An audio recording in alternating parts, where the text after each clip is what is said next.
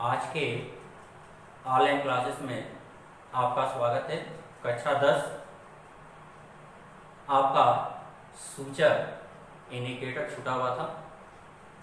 तो आज हम इंडिकेटर क्या होता है, सूचक क्या होता है, इसके बारे में आज हम आपको बताएंगे।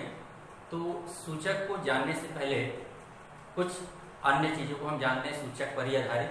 जैसे आप बाइक चलाते होंगे या जो फोर व्हीलर होता है, तो आप आगे और पीछे देखते होंगे कि रेड लाइट लगी होती है, जिसको आप इंडिकेटर कहते हैं। रास्ते में यदि आप जा रहे होते हैं, यदि आपको लेफ्ट यदि मुड़ना होता है, आप क्या करते हैं, लेफ्ट बटन को इंडिकेटर वाले आप पुश करते हैं और लेफ्ट इंडिकेटर क्या करता है, दोनों आगे और पीछे का आपका जलने लगता है। तो आगे वाला जो व्यक्ति हो या पाछे व्यक्ति हो, तो आपके एक्टिविटी को समझ जाता है कि आप क्या करना चाहते हैं, यानी आप किधर मुड़ना चाहते हैं।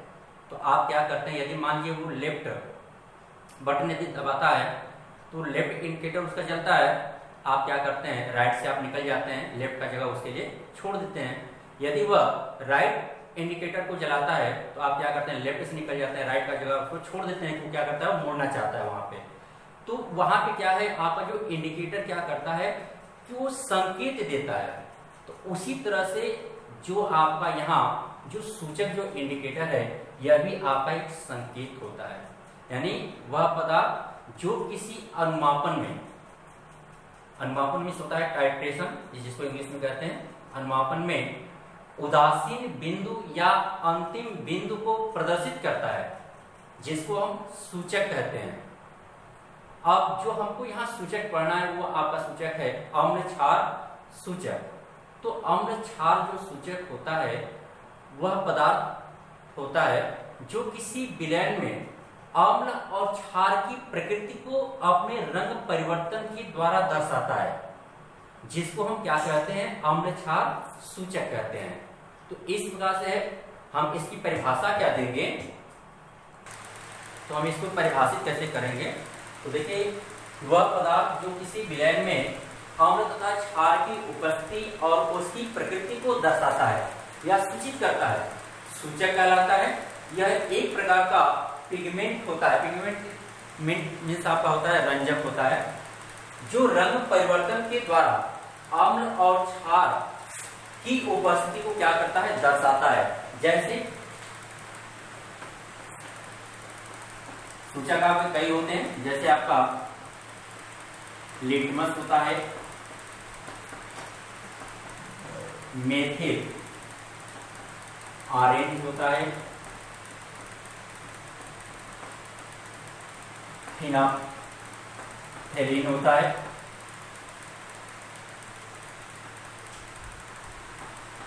हल्दी होता है, लौंग होता है, प्याज होता है आपका, इस तरह से बिनौला, एक्सेट्रा बहुत होते हैं। यानी ये सभी क्या करते हैं, आपका अम्ल और क्षार की मात्रा को क्या करते हैं, दर्शाते हैं कि जो विलयन दिया गया आपका अम्लीय है या क्षारीय है, इसको ये दर्शाता है।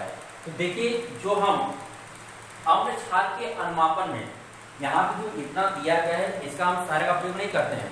अम्ल और क्षार के अनुमापन में हम केवल 3 प्रकार के सूचक का प्रयोग करते हैं। 3 प्रकार का सूचक कौन कौन होता है आपका, अम्ल और क्षार के अनुमापन में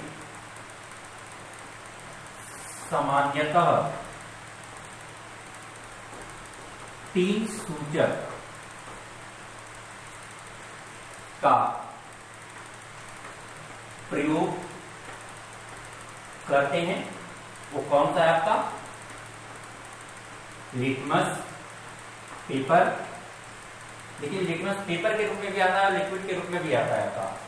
दूसरा है आपका मेथिल ऑरेंज, और तीसरा है आपका फिनाप्थेलिन। यानी इन तीनों का ही अम्ल क्षार के अनुमापन में हम प्रयोग करते हैं।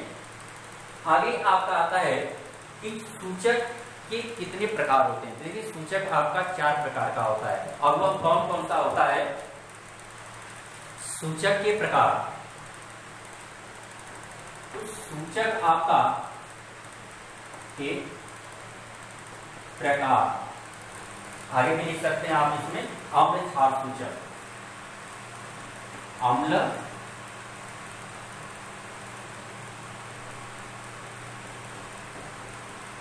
क्षार सूचक।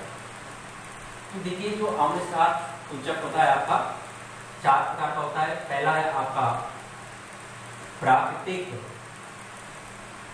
सूचक, दूसरा है आपका कृत्रिम सूचक या जिसको कहते हैं आप संश्लेषित सूचक।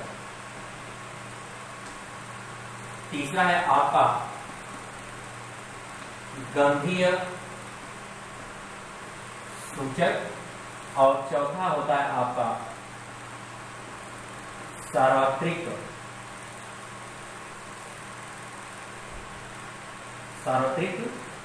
सूचक। जैसे आपका प्राकृतिक सूचक में आ जाएगा आपका लिटमस है, हल्दी है, गुड़हल के कुछ की जो पंखुड़ियां होती है वो आ जाएगा। कृत्रिम सूचक में आ जाएगा आपका मेथिल आरेन और नेफ्थलीन आ जाएगा। गंधीय सूचक में आपका प्याज हो जाएगा, लौंग हो जाएगा, बिनौला हो जाएगा आपका। और सार्वत्रिक सूचक आपको बताएंगे यह कई सूचकों को मिला करके बनाया जाता है। तो सबसे पहले आपका जो प्राकृतिक सूचक होता है इसमें जो लिटमस होता है,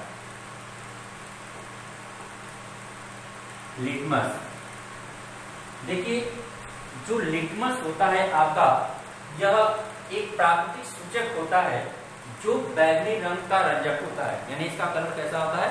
बैगनी रंग का होता है। और यह थायरोफाइटा समूह के, यानी जो लिटमस बनाया जाता है वो किससे बनाया जाता है? तो थायरोफाइटा समूह आपको जब बायो में पादप जगत जब पढ़ाया जाएगा तो वहां पे थायरोफाइटा समूह आता है। उस समूह में एक लाइकेन नामक पौधा होता है जिससे आपका लिटमस प्राप्त किया जाता है। और यह लिटमस का प्रयोग हम प्रयोगशाला में अम्ल क्षार की पहचान के लिए करते हैं। यानी लिटमस का हम प्रयोग कहाँ करते हैं? अम्ल क्षार की पहचान के लिए करते हैं, वह भी आपका प्रयोगशाला में। देखिए जो लिटमस होता है यह 2 प्रकार का होता है। लिटमस यह 2 प्रकार का होता है। पहला है आपका नीला लिटमस पेपर, दूसरा होता है आपका लाल लिटमस पेपर। तो देखिए हम इसका प्रयोग कैसे करते हैं। जैसे मान लीजिए ये टेस्ट ट्यूब है आपका, इस दोनों में आप विलयन लिए हैं। अब आपको इसमें बताना है कि कौन अम्ल और कौन क्षार है। तो देखिए जो नीला लिटमस पेपर है, यदि हम इन दोनों विलयन में जब हम डालेंगे तो जिस विलयन में आपका अम्ल होगा, जैसे मान लीजिए नीला लिटमस पेपर है, ये आपका अम्लीय विलयन है। क्या है? अम्लीय है। और ये विलयन आपका क्षारीय है।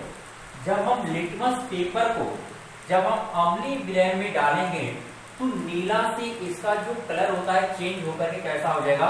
लाल हो जाएगा। जब नीला से लाल हो जाएगा तो इसका मतलब है कि यह विलयन कैसा है? आपका अम्लीय है।